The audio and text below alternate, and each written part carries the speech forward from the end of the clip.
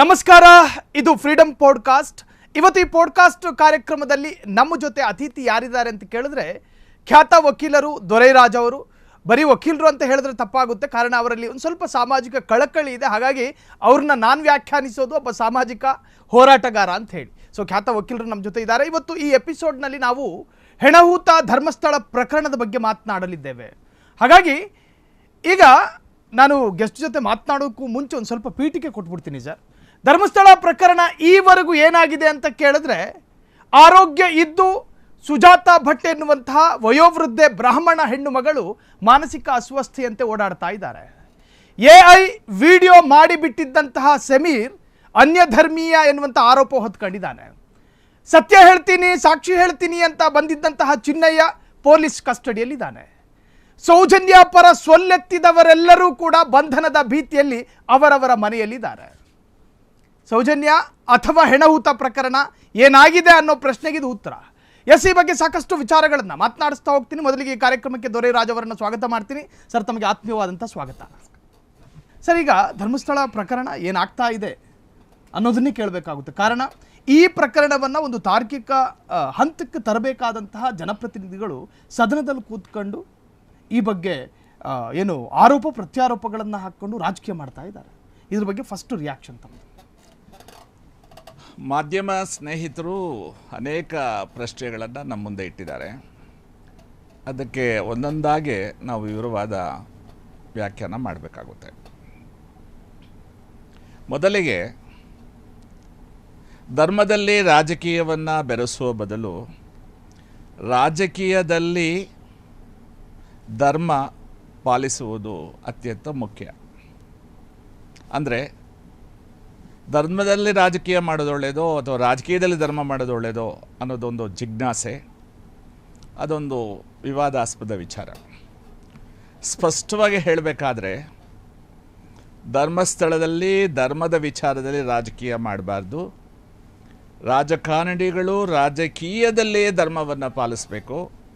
ಹಾಗಾದರೆ ಮಾತ್ರ ಈ ನಮ್ಮ ಮುಂದಿರತಕ್ಕಂಥ ಜನಜನಿತವಾಗಿ ಚರ್ಚಿತವಾಗುತ್ತಿರುವ ಧರ್ಮಸ್ಥಳದ ಮಂಜುನಾಥ ಸ್ವಾಮಿಯ ದೇವಸ್ಥಾನದ ಪಾವಿತ್ರತೆಯನ್ನು ಕಾಪಾಡಿಕೊಳ್ಳೋಕ್ಕೆ ಸಾಧ್ಯವಾಗುತ್ತೆ. ಈಗ ಎಲ್ಲರೂ ಸಹ ಎಡಪಂಥೀಯರು, ಬಲಪಂಥೀಯರು, ಪ್ರಗತಿಪರರು ಪ್ರತಿಯೊಬ್ಬರೂ ಸಹ ವಾದ ವಿವಾದ, ಆರೋಪ ಪ್ರತ್ಯಾರೋಪ ಮತ್ತು ರಾಜಕೀಯ ಬೇಳೆಕಾಳು ಬೇಯಿಸ್ಕೊಳ್ಳೋದು, ಅಂದರೆ trying to take political mileage out of this incident. This is most unfortunate.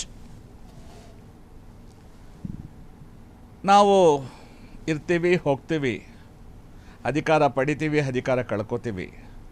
ಆದರೆ ದೇವರು, ಧರ್ಮ, ನಮ್ಮ ದೇಶ ಶಾಶ್ವತ ಉಳಿಬೇಕು. ಈ ವಿಚಾರ ಸಂಬಂಧಪಟ್ಟ ಹಾಗೆ BJPಯ ಮಾನ್ಯ ಶಾಸಕರಾದ CT ರವಿರವರು, ಸುರೇಶ್ ಕುಮಾರು, ಸುನಿಲ್ ಕುಮಾರು, ವಿರೋಧ ಪಕ್ಷ ನಾಯಕರಾಗಿರ್ತಕ್ಕ ಅಶೋಕು ಮತ್ತು ಉಪಮುಖ್ಯಮಂತ್ರಿ ಆಗಿರ್ತಕ್ಕಂಥ DK ಶಿವಕುಮಾರ್ ಅವರು ಈ ವಿಚಾರದಲ್ಲಿ ಸುದೀರ್ಘವಾಗಿ ಸದನದಲ್ಲಿ ಮಾತಾಡೋದನ್ನು ನಾವೆಲ್ಲ ಗಮನಿಸಿದ್ದೀವಿ. ನೀವು ಧರ್ಮಸ್ಥಳದ ಮಂಜುನಾಥ ಸ್ವಾಮಿಯ ದೇವಳದ ರಕ್ಷಣೆಗೆ ನಿಂತಿರೋದು ಸ್ವಾಗತಾರ್ಹ, ಅದರಲ್ಲಿ ಎರಡನೇ ಮಾತಿಲ್ಲ. ಅದೇ ಸಮಯದಲ್ಲಿ ಅತ್ಯಾಚಾರಿಗಳು ಪತ್ತೆನೂ ಆಗಬೇಕು, ಅವರು ಶಿಕ್ಷೆ ಆಗಬೇಕು. ಇದು ನಮ್ಮೆಲ್ಲರ ಕಳಕಳಿ ಇರಬೇಕು. ಅದನ್ನು ಬದಿಗಿಟ್ಟು ಇದನ್ನು ಮಾತ್ರ ನಾವು ಮಾತಾಡಿ entire subject is being deviated. ಮುಂದಿನ ವಿಚಾರ, ಮುಸುಕುದಾರಿ ಚಿನ್ನಯ್ಯ ಮಾಧ್ಯಮಗಳಲ್ಲಿ ನಾನು ಓದಿದ್ದೀನಿ 3ನೇ ಕ್ಲಾಸು 4ನೇ ಕ್ಲಾಸು ಓದಿದ್ದಾರೆ ಅಂತ, ಅಥವಾ ಜಾಸ್ತಿನೂ ಓದಿರ್ಬೋದು, ಪದವೀಧರರಂತೂ ಅಲ್ಲ. ಅದೇ ಪ್ರಕಾರ ಸುಜಾತ ಭಟ್ರವರು ಸಹ ತಕ್ಕಮಟ್ಟ ಓದ್ಕೊಂಡಿದ್ದಾರೆ, ಉತ್ತಮ ಸಂಸಾರದಿಂದ ಬಂದವರಾಗಿದ್ದಾರೆ. ಇವರಿಬ್ಬರು ಯಾತಕ್ಕಾಗಿ ಗೊಂದಲಗಳಿಗೆ ಒಳಗಾಗಿದ್ದಾರೆ ಅನ್ನೋದು ದೊಡ್ಡ ಪ್ರಶ್ನಾರ್ಥಕ ಚಿಹ್ನೆ. ಮನುಷ್ಯ ಎಷ್ಟೇ ವಿದ್ಯಾವಂತನಾದರೂ, ಬುದ್ಧಿವಂತನಾದರೂ, ವಿಚಾರವಂತನಾದರೂ ಒತ್ತಡಕ್ಕೆ ಸಿಲುಕಿಕೊಂಡಾಗ, ಬೆದರಿಕೆಗೆ ಒಳಗಾದಾಗ, ಆಮಿಷಗಳಿಗೆ ಒಳಗಾದಾಗ ಸುತ್ತಲೂ ಸಹ ಅವರಿಗೆ ಅನಿವಾರ್ಯವಾದ ಸಹಿಸಲು ಅಸಾಧ್ಯವಾದ ವಾತಾವರಣ ಸೃಷ್ಟಿಯಾದಾಗ ಸತ್ಯ ಸತ್ತೋಗುತ್ತೆ. ಅಂದರೆ ನಾನು ಇದನ್ನು ಸಂಕ್ಷಿಪ್ತಗೊಳಿಸಿ ಹೇಳೋದಾದರೆ, ಚಿನ್ನಯ್ಯ ಹೇಳಿರ್ತಕ್ಕಂಥದ್ದು ಸಂಪೂರ್ಣವಾಗಿ ಸುಳ್ಳು ಅಲ್ಲ, ಸಂಪೂರ್ಣವಾಗಿ ಸತ್ಯವೂ ಅಲ್ಲ. ಅದೇ ರೀತಿ ವಯೋವೃದ್ಧೆ ಅವರು ನೋಡಿದ್ರೆ ಕರಳು ಕಿತ್ತು ಬರುತ್ತೆ. ಅವರು ತಪ್ಪು ಮಾಡಿದ್ದಾರೆ ಅಥವಾ ಸರಿ ಮಾಡಿರೋದೊಂದು ಪ್ರಶ್ನೆ ಅಲ್ಲ. ಅವರು ಸಿಕ್ಕಾಕೊಂಡಿರ್ತಕ್ಕಂಥ ಸನ್ನಿವೇಶ ಪರಿಸ್ಥಿತಿ ಸ್ವಯಂಕೃತ ಅಪರಾಧ ಅಲ್ಲ. ಆದರೆ ಯಾವುದೋ ಕೆಲವಾರು ಕಾರಣಗಳಿಗಾಗಿ ಕೆಲವು ಅನೈತಿಕ ವಿಚಾರಗಳನ್ನು ಬೇರೆ ಬೇರೆ ಸಮಾಜಕ್ಕೆ ಹೆದರಿ ಸಂಪೂರ್ಣವಾದ ವಿಚಾರಗಳನ್ನು ಅವರು ಎಲ್ಲರ ಮುಂದೆ ಬಿಚ್ಚಿಡೋಕ್ಕೆ ಆಗ್ತಾಯಿಲ್ಲ. ಒಂದು ಸಂದರ್ಭದಲ್ಲಿ ಒಂದು ವಿಷಯ ಹೇಳ್ತಾರೆ, ಮತ್ತೊಂದು ಸಂದರ್ಭದಲ್ಲಿ ಮತ್ತೊಂದು ಹೇಳ್ತಾರೆ. ಯಾತಕ್ಕಾಗಿ ಅವರು ತಮ್ಮ ವಿಚಾರ ಬದಲಾಯಿಸ್ತಿದ್ದಾರೆ ಅಂದರೆ, ತಮ್ಮ ವೈಯಕ್ತಿಕ ಘನತೆ, ಗೌರವ, ಅವರ ವರ್ಚಸ್ಸು ಎಲ್ಲ ಮನುಷ್ಯರಿಗೂ ಮುಖ್ಯ. ಅವನು ಎಂಥವನೇ ಆಗಿದ್ದರೂ ಎಂಥವಳೆ ಆಗಿದ್ರೂ ಸಹ ಮಾನ ಮರ್ಯಾದೆಗೆ ಅಂಜ್ತಾರೆ. ಅತ್ಯಂತ ಕುಖ್ಯಾತ ಅಪರಾಧಿಗೂ ಸಹ ಇದು ಅನ್ವಯಿಸುತ್ತೆ. ನನ್ನ ಸೀಮಿತ ಅನುಭವದಲ್ಲಿ ಭಾಳ ವಿನಮ್ರನಾಗಿ ನಾನು ನಿಮಗೆ ಹೇಳೋದಾದರೆ, ಅನೇಕ ಜನ IAS IPS ಅಧಿಕಾರಿಗಳನ್ನು ನಾವು ಸಾಕ್ಷಿ ಕಟ್ಟಕಟ್ಟೆಯಲ್ಲಿ ನೋಡಿದ್ದೀನಿ. ಅವರನ್ನು 3 ದಿವಸ 4 ದಿವಸ 5 ದಿವಸ ಪಾರ್ಟಿ ಸವಾಲು ಮಾಡಿದಂತಹ ಉದಾಹರಣೆಗಳು ಇದೆ. ಒಬ್ಬರಲ್ಲ ಇಬ್ಬರಲ್ಲ, ಅನೇಕರನ್ನು, IAS IPS ಅವರನ್ನು ನಾನು ಗಮನಿಸಿದ ಹಾಗೆ IAS IPS ಮಾಡಿ ಅಧಿಕಾರ ಸ್ಥಾನದಲ್ಲಿ ಇರತಕ್ಕಂಥವರು ಸಾಕ್ಷಿಯಾಗಿ ಕಟ್ಟಕಟ್ಟೆ ಬಂದಾಗ ಅವರು ಸಹ ಕೆಲವು ಸಂದರ್ಭದಲ್ಲಿ ವಿಚಲಿತರಾಗಿದ್ದಾರೆ, ತಮ್ಮ ಹೇಳಿಕೆಯಲ್ಲಿ ವ್ಯತ್ಯಾಸ ಮಾಡಿದ್ದಾರೆ. ಅಂದಮೇಲೆ ಅವ್ರು ಹೇಳಿದ್ದೆಲ್ಲ ಸುಳ್ಳು ಅನ್ನೋಕ್ಕಾಗುತ್ತಾ, ಅಥವಾ ಅವ್ರು ಹೇಳಿದ್ದೆಲ್ಲ ಸತ್ಯ ಅನ್ನೋಕ್ಕಾಗುತ್ತಾ? ಇದು ನ್ಯಾಯಾಲಯಗಳು ತೀರ್ಮಾನಿಸಬೇಕು, ತನಿಖಾಧಿಕಾರಿಗಳು ತೀರ್ಮಾನಿಸಬೇಕು. ಇದಕ್ಕೆ ನಾವು ಅವಕಾಶ ಕೊಡ್ತಾ ಇಲ್ಲ. ಇದು ವಿಷಾದನೀಯ. ಈಗ ನಾನು ಈಗಾಗಲೇ ಹೆಸರಿಸತಕ್ಕಂಥ ಮಾನ್ಯ ಶಾಸಕರು ಧರ್ಮಸ್ಥಳದ ಪಾವಿತ್ರತೆಯನ್ನು ಕಾಪಾಡೋದರಲ್ಲಿ ಸಂರಕ್ಷಣೆಗಾಗಿ ಹೋರಾಟ ಹೇಗೆ ಮಾಡ್ತಿದ್ದಾರೋ ಅದೇ ರೀತಿ ಅಪರಾಧಿಗಳಿಗೆ ಶಿಕ್ಷೆ ಆಗೋ ವಿಚಾರದಲ್ಲೂ ಸಹ ಸಹಕರಿಸಬೇಕು. ಅಪರಾಧಿಗಳ ಶಿಕ್ಷೆಯನ್ನು ಆ ದಿಕ್ಕನ್ನು ಬದಲಾಯಿಸಿ ಮತ್ತೊಂದು ದಿಕ್ಕಿಗೆ ವಿಚಾರವನ್ನು ತಗೊಂಡು ಹೋಗ್ತಿದ್ದಾರೆ. ಇದನ್ನು ಕಾಂಗ್ರೆಸ್ನವರು ಮಾಡ್ತಿದ್ದಾರೆ, BJPಯವರು ಮಾಡ್ತಿದ್ದಾರೆ, ಜನತಾದಳದವರು ಮಾಡ್ತಿದ್ದಾರೆ, ಎಡಪಂಥೀಯರು ಮಾಡ್ತಿದ್ದಾರೆ. ಇದು ಎಲ್ಲರೂ ಸಹ ಇದರ ಬಗ್ಗೆ ಈ ವಿಚಾರವನ್ನು ಚಿಂತನೆಗೆ ಒಳಪಡಿಸಬೇಕು. ಕೊನೆಯದಾಗಿ ಸಮಾಜ ಮುಖ್ಯ, ಕಾನೂನು ಮುಖ್ಯ. ಈ ನಮ್ಮ ಧರ್ಮಸ್ಥಳದ ದೇವರ ವಿಚಾರ ಅತ್ಯಂತ ಸೂಕ್ಷ್ಮವಾದದ್ದು, ರಾಜಕೀಯವಾಗಿಯೂ ಸೂಕ್ಷ್ಮವಾದದ್ದು, ಧಾರ್ಮಿಕವಾಗಿ ಅತ್ಯಂತ ಸೂಕ್ಷ್ಮವಾದದ್ದು, ಮತ್ತು ಕಾನೂನಾತ್ಮಕವಾಗಿ ಅದನ್ನು ಬಗೆಹರಿಸೋದು ಅಥವಾ ಅದನ್ನು ಅರ್ಥ ಮಾಡಿಕೊಳ್ಳೋದು ಇನ್ನೂ ಕಠಿಣವಾದ ಸಮಸ್ಯೆ. ಕಾರಣ ಇದು ಹಲವು ವರ್ಷಗಳ ಹಳೆಯ ಪ್ರಕರಣಗಳು, ಸಾಕ್ಷ್ಯಾಧಾರಗಳು ಅತ್ಯಂತ ವ್ಯವಸ್ಥಿತವಾಗಿ ಸಿಗದೇ ಇರಬಹುದು. ಸಿಕ್ಕಂಥ ಸಾಕ್ಷ್ಯಾಧಾರಗಳನ್ನು ಸಾಂದರ್ಭಿಕವಾಗಿ ಅದರ ಚೈನ್ ಲಿಂಕನ್ನು ನೋಡಿ, ಕೊರಾಬೊರೇಷನ್ ನೋಡಿ ನಾವು ನ್ಯಾಯಾಲಯದಲ್ಲಿ ಕಾನೂನಾತ್ಮಕವಾಗಿ ಇದನ್ನು ಪ್ರಕ್ರಿಯೆಗೆ ಒಳಪಡಿಸಬೇಕಾಗುತ್ತೆ. ಮತ್ತೊಂದು ವಿಚಾರ, ಈಗಾಗಲೇ ಬೆಳ್ತಂಗಡಿಯಲ್ಲಿ ನೋಂದಾಯಿಸಿರ್ತಕ್ಕಂಥ ಸೌಜನ್ಯ ಪ್ರಕರಣದ ವಿಚಾರ ನಮಗೆಲ್ಲರೂ ಗೊತ್ತಿದೆ. ಪ್ರತಿನಿತ್ಯ ಮಾಧ್ಯಮಗಳಲ್ಲಿ, ಪತ್ರಿಕೆಗಳಲ್ಲಿ ನೀವು ನೋಡ್ತಾ ಇದ್ದೀರ, ಜನಿತವಾಗಿ ಚರ್ಚಿತವಾಗ್ತಿದೆ. ನನಗೆ ಗೊತ್ತಿರೋ ಹಾಗೆ ಕಳೆದ 2-3 ತಿಂಗಳಿಂದ ಈ ಪ್ರಮಾಣದ ಚರ್ಚೆ ಯಾವ ವಿಷಯಕ್ಕೂ ಒಳಗಾಗಿಲ್ಲ, ವಿಶೇಷ ಕರ್ನಾಟಕದಲ್ಲಿ ಕನ್ನಡಿಗರ ಮಧ್ಯೆ. ಈ ಬೆಳ್ತಂಗಡಿಯ ಪೊಲೀಸ್ ಠಾಣೆ ವಿಚಾರ ನಿಮಗೆಲ್ಲ ಗೊತ್ತಿದೆ. ಕ್ರೈಮ್ ರಿಜಿಸ್ಟರ್ ಆಗುತ್ತೆ 376,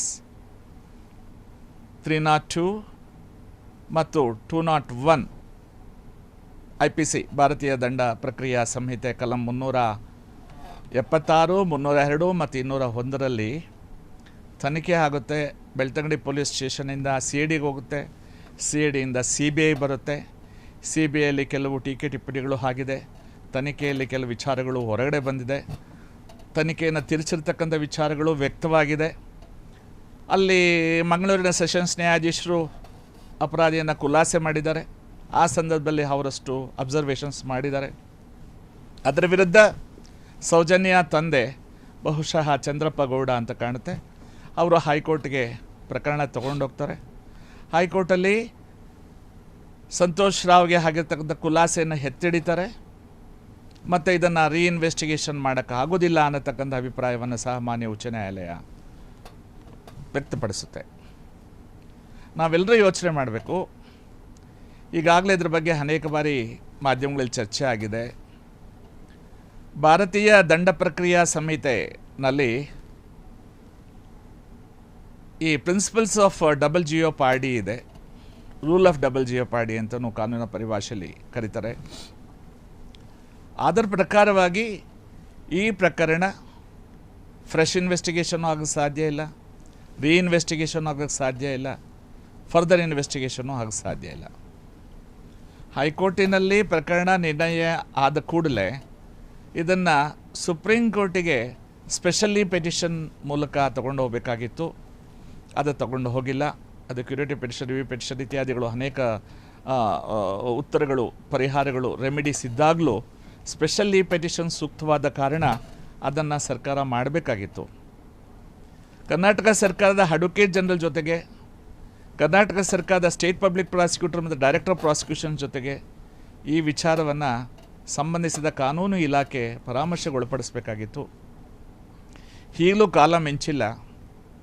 ಒಂದು ವೇಳೆ ಸೌಜನ್ಯ ಪ್ರಕರಣವನ್ನು SIT ತನಿಖೆಗೆ ಒಳಪಡಿಸುವ ಮೊದಲು ಅವರ ವ್ಯಾಪ್ತಿಯಲ್ಲಿ ಇದೆಯೋ ಇಲ್ವೋ ನನಗೆ ಗೊತ್ತಿಲ್ಲ. ಆದರೆ ನಿನ್ನೆ ಮೊನ್ನೆ ದಿನ ಸೌಜನ್ಯ ತಾಯಿಯವರು SIT ಮುಂದೆ ಹೋಗಿ ಒಂದು ದೂರನ್ನು ಸಲ್ಲಿಸಿದ್ದಾರೆ. ಅದರ ಆಧಾರದಲ್ಲಿ ಅಂದರೆ ಈ ಮುಸುಕುದಾರಿ ಚಿನ್ನಯ್ಯ ಏನನ್ನು ವ್ಯಕ್ತಪಡಿಸಿದ್ದಾನೆ, ಯಾರೋ ಒಬ್ಬರು ಮಾಹಿತಿ ಕೇಂದ್ರದ ಮ್ಯಾನೇಜರ್ ಉಡುಪ ಅವರ ಆದೇಶದ ಮೇರೆಗೆ ನಾನು ಕೆಲವು ಚಪ್ಪಲಿಗಳನ್ನು ಅಲ್ಲಿ ಬಿದ್ದಂತಹ ಸೌಜನ್ಯ ಪ್ರಕರಣ ನಡೆದಂತಹ ಸ್ಥಳದಲ್ಲಿ ಬಿದ್ದಂತಹ ವಸ್ತುಗಳನ್ನು ನಾನು ಸುಟ್ಟಾಕಿದ್ದೇನೆ ಅಂತ ಹೇಳ್ತಾನೆ. ಮತ್ತು ರವಿ ಪೂಜಾರಿ ಅನ್ನತಕ್ಕಂಥ ವ್ಯಕ್ತಿಯ ಬಗ್ಗೆನೂ ಹೇಳ್ತಾನೆ. ಅವನ ಸಾವು ಹೇಗಾಗಿದೆ ಅನ್ನೋದು ಹೇಳ್ತಾನೆ. ಆಮೇಲೆ ಸೌಜನ್ಯಗೆ ಊಟ ಯಾರು ತಂದು ಕೊಟ್ಟರು ಅನ್ನೋದನ್ನು ಸಹ ವ್ಯಕ್ತಪಡಿಸ್ತಾನೆ. ಇದು ಸರಿಯೋ, ಸಾಂದರ್ಭಿಕ ಸಾಕ್ಷಿ ಹೇಗಿದೆ, ವ್ಯಕ್ತಿಗಳ ಪ್ರತ್ಯಕ್ಷ ಮತ್ತು ಪರೋಕ್ಷ ಸಾಕ್ಷಿಗಳು ಹೇಗೆ ಬಂದಿದೆ, ಇವೆಲ್ಲವನ್ನು SIT ಮಾಡೋಕ್ಕೆ SITನ ಫ್ರೀ ಬಿಡಬೇಕು. SITನ ರದ್ದುಗೊಳಿಸಿ SIT ಕೆಲಸ ಮುಗಿದೋಯ್ತು ಏನರ್ಥ? ಈಗ ಮಾತಿನ ಬರದಲ್ಲಿ ಬಹುಶಃ ಚಿನ್ನಯ್ಯ ಒಂದಷ್ಟು ಹೆಣಗಳನ್ನು ಓತಿದ್ದೀನಿ ಅನ್ನೋ ಜಾಗದಲ್ಲಿ 10 ಹಲವು ಹೇಳೋ ಬದಲು 100 ಹೇಳೋ ಬದಲು ಮಾತಿನ ಬದಲು 1000 ಅಂತ ಹೇಳಿರ್ಬೋದು. 1000 ಅಂತ ಹೇಳಿದ ಕೂಡಲೇ ಅವನು ಹೇಳಿದ್ದೆಲ್ಲ ಸುಳ್ಳು ಅಂದರೆ ಹೇಗೆ? ಕ್ಷಣ ಕ್ಷಣದ ಸುದ್ದಿಗಳಿಗಾಗಿ ಫ್ರೀಡಂ ಟಿವಿ ಸಬ್ಸ್ಕ್ರೈಬ್ ಮಾಡಿ, ಲೈಕ್ ಮಾಡಿ ಹಾಗೂ ಫಾಲೋ ಮಾಡಿ. ಹೊಸ ಸುದ್ದಿಗಳ ನೋಟಿಫಿಕೇಶನ್ಗಾಗಿ ಬೆಲ್ ಐಕಾನ್ ಮೇಲೆ ಕ್ಲಿಕ್ ಮಾಡಿ.